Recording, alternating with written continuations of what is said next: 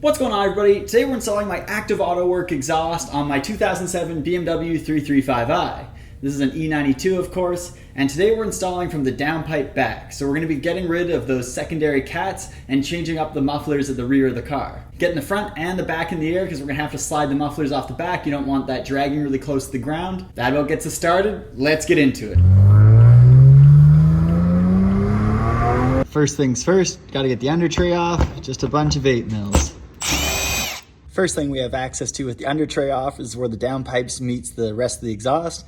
This you'll likely need a 12 or a 13 millimeter depending on your hardware and how many times someone's been down here before. Midway back on the car you'll have this brace that goes to the back of your transmission. Even further back you'll have this plate that I believe is specific to the E92. It fits a T50 external Torx for all 8 here. And then the 2 hex heads that these bars tie into back there are an 18 millimeter, like there and on the other side. Then next to your diff, you have 2 exhaust hangers. You can either slip it out of the rubber mount or you can undo the 18 millimeter nut that holds the bracket to the exhaust hanger. At the back of the car, you can either slip out the exhaust hanger or loosen the bolt that holds the muffler to the bracket. Mine's got an aftermarket bracket on it because it came with the active autowerke mufflers. Also, in front of the muffler, but behind the diff, you have this bracket right here. You can either undo the exhaust mount rubber right here or undo this bolt right here. We've also got one on the other side or right there. I need an 18 millimeter for this special boy.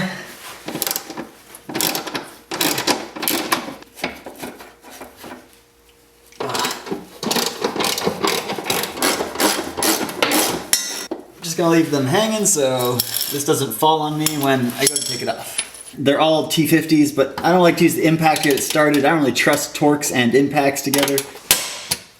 Shush!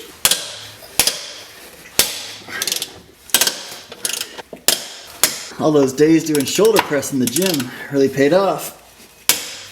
It's funny because I did these last time, so no one to blame.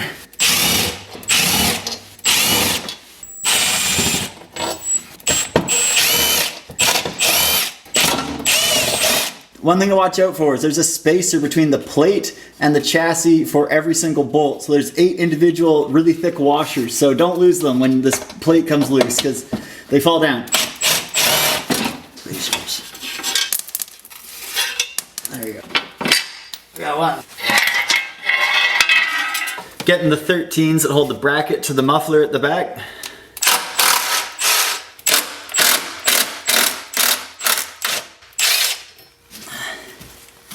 For this, you'll need a 13 and an E10 internal Torx. This is a rubber isolated mount.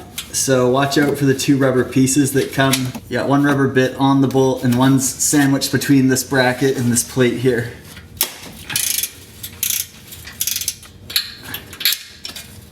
Now, getting the downpipe disconnected from this, the rest of the exhaust, arguably is one of the harder parts. The only one that's really hard or tricky is this top one here. It's on this outside pipe closest to the passenger side. Up on the top, you have to finagle a wrench through here and then a long extension and ratchet it from over here. And if they're as rusty as mine, makes it extra fun, doesn't it? Nice. We're gonna get this one out of the way. Oh yeah. Nice. You might notice that my wrench fits perfectly between these 2 pipes. That's because I've been here before. I highly recommend using a 6-point socket when taking off exhaust, and that's because you need all the purchase power you can get, and a 12-point just doesn't cut it. Oh yeah. Wasn't even that tight. You should probably be concerned that it wasn't tight, but.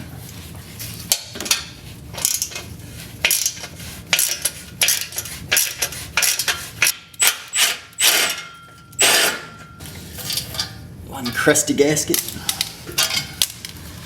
There we go. Only thing left holding up the exhaust right now is where it mounts the diff. I did that intentionally so that I didn't have to be up here working the last couple bolts. If you do these ones last, the whole exhaust wants to hang off and like torque on the flange. It makes it even more difficult to separate these 2. So don't do this last. Save something easy like your muffler or your midpoint at your diff for last. That way it's hanging by the middle.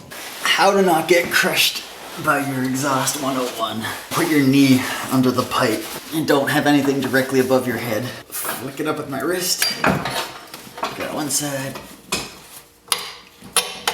Get the other. Oh.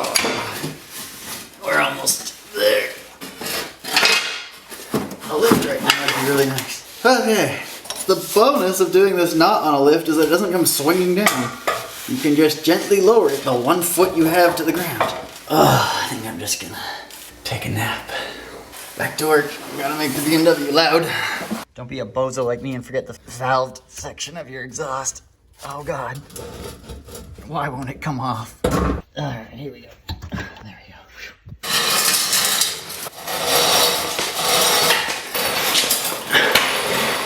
Ladies and gentlemen, we got it. So there we have the stock and the active auto work. You can see they're very similar. I can tell you from moving them around, the active auto work is like 20 pounds lighter. It's so much lighter. Maybe it's the cats, maybe it's the mufflers, who knows. Either way, when you use your active auto work mufflers, you need to cut off the section that goes from your OEM exhaust back after the cats. I have another set of OEM exhausts, so I didn't have to cut mine originally. I'm not the original one who did this, but you will need to cut off yours right here and attach it with the supplied clamps that Active Auto Work gives you to mate up with the rest of your exhaust. You will also want to leave these just a little bit loose that are in front of the X pipe so that when you're fitting the flange side to the down pipes, these can align correctly before you have these locked in place. Just leave them loose so they can move back and forth when it's in location, then snug these down last. Same goes for this back here, but I know this already fits on my car, so I'm gonna leave it tight. All right, people, it's a one-man mission here, so I'm gonna get back to you when this is underneath the car, let you know what to do. The install is basically the same as the removal of that old piece of junk stock exhaust, so it shouldn't be too difficult. When it comes to these exhaust gaskets, you want to replace them. BMW charges like $110 after tax for just these two. You can get them on FCP Euro though for about $18 a piece. Pick that up. I haven't been filming the install, but basically start at the back. I got the diff bracket, the muffler brackets. That held up most of the exhaust. It's fairly balanced at this point. It's not really drooping in the front. Now I'm gonna work on this where the downpipe meets the rest of the exhaust because that's the finickiest part to line up. I'm also gonna have to possibly adjust where it meets the rest of the exhaust on this front pipe of the Active Auto Work section. Put in your new gaskets, do your hardest bolts first, you'll get it done. Well, I got the beamer all buttoned up, but then disaster struck and I smacked a huge pothole deflating my rear left tire. Luckily, my local tire shop was able to hook me up with a single left tire that matched my tread depth and we were back in action.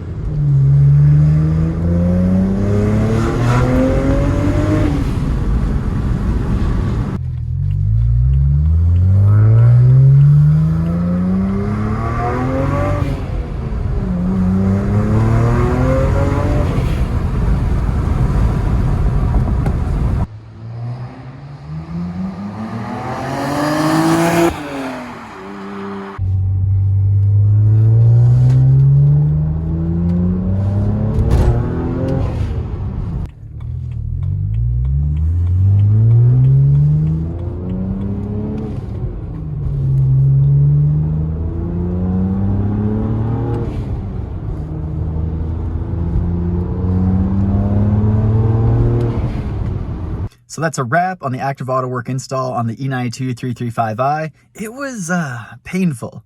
Like, I've done that job before on a lift and it has its pros and cons. Like I said in the video, on a lift, you have to manage the exhaust not falling down when you take it off. But when you're on the floor, it just hurt my hips and back rolling around on the floor a lot throughout the whole job, and got it done. And in the end, I'm happy with it. And I hope you can follow along with this guide, and I hope you like the sound clips that we got that can give you an idea of what your car could sound like. Also, as a reminder, it is a Catless downpipe car, so that contributes to the sound. The sound is great. I really like it, except around like 2500, there's a bit of a rasp. No matter what kind of throttle position you're at, it just resonates at the wrong frequency or something, and it's really loud for that split second, and then it goes away when you go higher up. I hope this video helped you out. Please smash the like and subscribe button down below. Thanks for watching as always, and have a good day.